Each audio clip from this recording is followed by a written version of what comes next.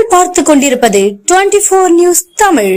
பொள்ளாச்சி அருகே பல ஆண்டுகளாக போக்குவரத்திற்கு பயன்படுத்தி வந்த பிரதான ரயில்வே கேட் மூடல் வழித்தடம் ஏற்படுத்தி தர சாரத் ஆட்சியர் அலுவலகத்தில் பொதுமக்கள் கோரிக்கை மனு அளித்தனர்.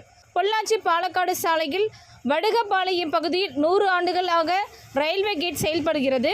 வடுகபாளையம் உள்ளிட்ட சுற்றுவட்டார கிராமப்புற பகுதிகளைச் சேர்ந்த பொதுமக்கள் ரயில்வே கேட் வழித்தடத்தை பயன்படுத்தி வந்தனர். இந்த நிலையில் அப்பகுதியில் மேம்பாலம் அமைக்கப்பட்டது. தற்போது பொதுமக்கள் பயன்படுத்தி வந்த ரயில்வே கேட்டை மூடுவதாக ரயில்வே நிர்வாகம் அறிவிப்பு பலகை வைக்கப்பட்டுள்ளது.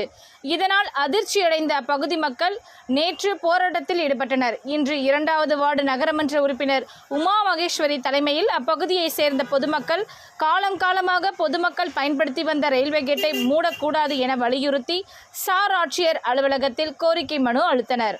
பொள்ளாச்சியில் இருந்து பாலக்காடு உள்ளிட்ட கேரளா போன்ற அண்டை மாநிலங்களுக்கு செல்லும் பிரதான சாலையாகும். மேலும் இந்த ரயில்வே கேட்டை கடந்த 16 கிராமங்கள் உள்ளன. பள்ளி, கல்லூரிகள், மருத்துவமனை, நியாய விலைக்கடை போன்ற இடங்களுக்கு செல்லவும் வேலைக்கு செல்லும் தொழிலாளர்கள், பொதுமக்கள் இதைத்தான் பயன்படுத்தி வருகின்றோம்.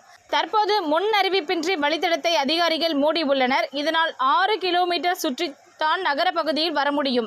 இதனால் பொதுமக்களுக்கு பல்வேறு சிரமங்கள் ஏற்படும். எனவே வழித்தடத்தை மூடக்கூடாது, மேலும் நடைபாதை மேம்பாலம் அமைத்து தர வேண்டும் என அப்பகுதி மக்கள் கோரிக்கை.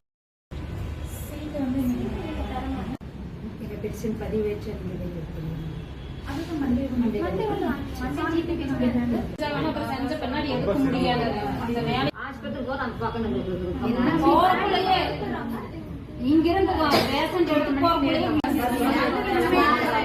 பெண்களுக்கு பாதுகாப்புன்னு சொல்றாங்க. அந்த வழி வந்து